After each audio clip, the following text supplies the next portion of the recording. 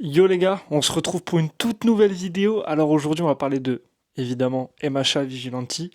Donc on va parler de l'épisode 3 qui confirme un peu ce que j'avais dit dans les épisodes précédents des reviews.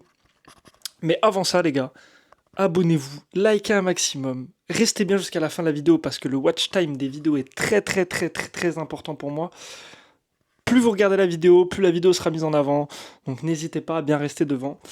Et on commence tout de suite avec l'épisode 3 de MHA. Donc, qu'est-ce qui se passe à peu près dans l'épisode sans trop. De toute façon, je vais vous spoil parce que de toute façon, je suis obligé pour une review. Euh, on va dire que les 10 premières minutes de l'épisode, les 10 premières minutes, on les bouge. Parce qu'elles sont pas très utiles à l'histoire. Elles sont un peu. Ils essayent de faire un truc un peu gaguesque. Après. J'ai envie de dire, de toute façon, pour un animé comme ça, sur des épisodes, enfin sur des minutes comme ça, on n'en attend pas grand-chose. Donc oui, c'était nul. Oui, c'était pas ouf. Après, est-ce qu'on va trop lui en tenir rigueur? Je pense pas. Parce que c'est pas non plus un animé qui nous a fait énormément de promesses. Donc, je vois pas l'intérêt de tirer là-dessus. Honnêtement, voilà, ça sert pas à grand-chose. Par contre, nous, on va se concentrer sur les 10 minutes d'après, donc les 10 dernières minutes de l'épisode.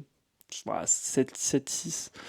Euh, ou quelque chose qui devient, entre guillemets, assez intéressant et que j'avais call, et que j'avais dit qu'il allait se passer, c'est que je pense qu'on est littéralement sur des épisodes comme des séries de super-héros américaines de la CW, pour ceux qui connaissent. Par exemple, The Flash, Arrow, euh, tous les trucs comme ça. On est vraiment sur le même type de construction d'épisodes. On est sur des épisodes où il y a un nouveau méchant à peu près à chaque épisode. Euh, on creuse pas trop son histoire, mais un tout petit peu. Il amène, on va dire, entre guillemets, une pierre en plus à l'édifice du méchant final de l'animé, je suppose, normalement. Comme dans chaque saison des trucs de super-héros de la CW.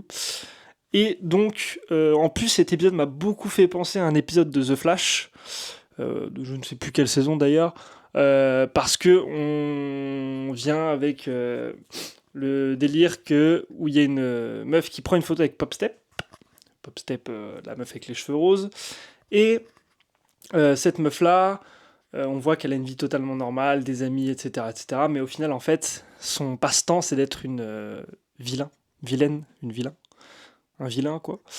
Et son pouvoir, qui peut être intéressant, c'est que, euh, justement, elle contrôle des abeilles et qui, justement, ont le trigger, le néo-trigger dans leur... en fait, leur venin, c'est le néo-trigger. Et du coup, quand elles piquent, quand les abeilles piquent les gens, ça les transforme en vilains éclairs, là, je sais plus comment ils appellent ça. Et donc, ce qui est très intéressant avec ça, c'est que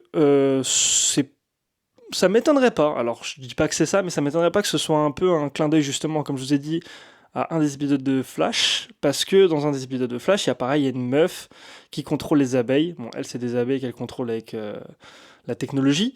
Mais c'est le même principe avec un poison justement qui touche n'importe qui, bon, qui peut tuer, mais du coup c'est un peu différent, forcément, parce que là on a qu'un truc avec des haltères, donc forcément ça change. Mais même la construction de l'épisode est un peu pareille, je trouve, sauf que, forcément, dans cet épisode-là, évidemment, dans MHA Vigilanti, elle n'a pas été arrêtée. La méchante court toujours, enfin le vilain court toujours. La vilain, je sais pas comment on dit au féminin dans MHA. Bref. Donc elle court toujours. On voit aussi que le patron, il sait un truc par rapport à ça. On l'a vu. Parce que dès qu'il a vu l'abeille, il est parti en courant direct. Donc il sait un truc par rapport à ça. Qu'est-ce qu'il sait par rapport à ça? Je n'ai pas grand-chose comme idée là-dessus. Mais ça peut être très intéressant. Et je trouve que faire des animés un peu cette schématique, enfin dans ce schéma un peu, euh, de un épisode, un méchant, et qui à la fin regroupe toutes les pièces du puzzle pour un méchant principal. Je trouve ça assez intéressant, à voir comment ça peut être amené, mais dans ce cas-là, ça peut être, ouais, c'est vraiment très très intelligent en fait de faire ça. Et je pense qu'il y a beaucoup de refs justement, comme je vous ai dit, aux séries américaines. Euh, Parce que c'est vraiment leur DA, genre vraiment ça me saute aux yeux quoi. C'est vraiment leur façon de faire. Et donc j'ai hâte de voir jusqu'où ça peut donner. Euh, dans tous les cas, ce qui est intéressant aussi, c'est que dans l'épisode, on aperçoit des héros qu'on connaît déjà. On aperçoit Ingenium, donc le grand frère de Tenya. Bon, on le voit que en costume, on voit pas sa tête, mais on sait que c'est lui. On voit aussi Endeavor, on voit All Might, on voit tous les profs de UA quasiment. Sauf que je sais pas s'ils sont encore, enfin, je pense qu'ils sont pas encore profs du coup, supposément. Eraserhead, on le revoit. On voit Midnight. Ouais, on voit tout le monde, hein. On voit même le mec des chantiers, je crois. Donc, non, très cool. Des petits caméos sympathiques. Bon, ils sont là 10 secondes, hein. Tu les vois, je pense, sur la scène, c'est juste pour les implémenter dans la scène. En vrai, on nous aurait fait juste un truc en mode. Les méchants, ils se font tous fracasser par les héros, mais sans qu'on les voit, ça aurait été limite pareil. Là, c'est juste pour apporter un peu plus de contenu à l'épisode, je pense.